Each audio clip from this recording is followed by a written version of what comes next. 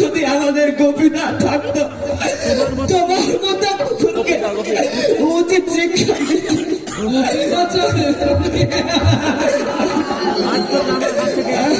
তোকে আমার হাত থেকে যেতে পারবে না সোনামণি। গোপীনাথ এখন জীবিত আছে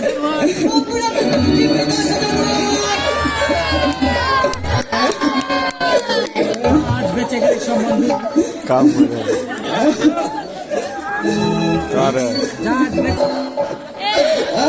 তোমার গায়ে কি মানুষের ছাল নেই? তো যা পেছন তখন তোমার গায়ে কি মানুষের ছাল নেই? একটা ছেলের ছেলের বসে শিশুর গায়ে হাত তুলতে তোমার লজ্জা করে না?